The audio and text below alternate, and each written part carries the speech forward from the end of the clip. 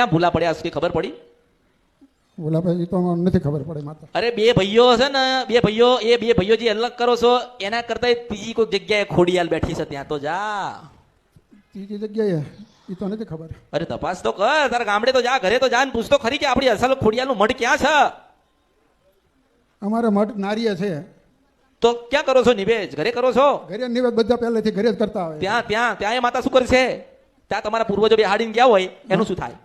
એટલે ન્યા અમે પગે લાગવા ન્યા જઈએ, નિવેદ ઘરે જઈએ. પગે લાગ શું કે કેવા પગે લાગવાનું? મઢે માતાજીના મઢે પગે લાગવા જઈએ, નિવેદ ઘરે કરીએ છીએ. એટલે એના ગરજ છે કે તમારા ગરજ છે? દરદ તો અમારે એ માસ્તર માતાની ગરજ હોય કે માણસની ગરજ હોય? માણસને મળે તો માતા મઢમાં બેઠી, ખોડિયાલ બેઠી, જો આંભળ આમ ખોડિયાલ બેઠી, બરાબર છે?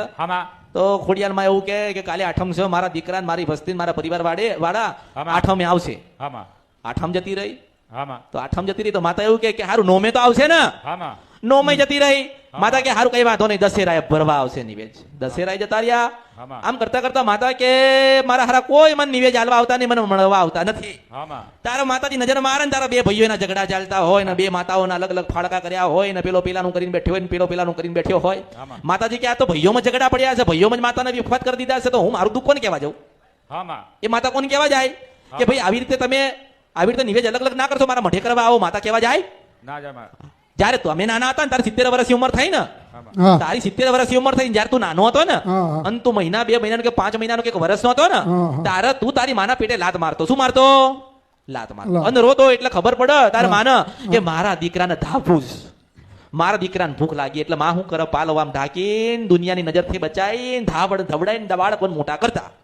હવે એ જ બાળક મોટા થયા ને એટલે માતાને એમ કે તને ગરજ હોય ને તો મારા ઘરે ખાવા આવે ખરી ના આવે? માં બહુ મોટી વાત છે આ રહી. આ બહુ મોટો સંદેશો છે દુનિયાની અંદર કે માં મોટી છે, તમે નથી.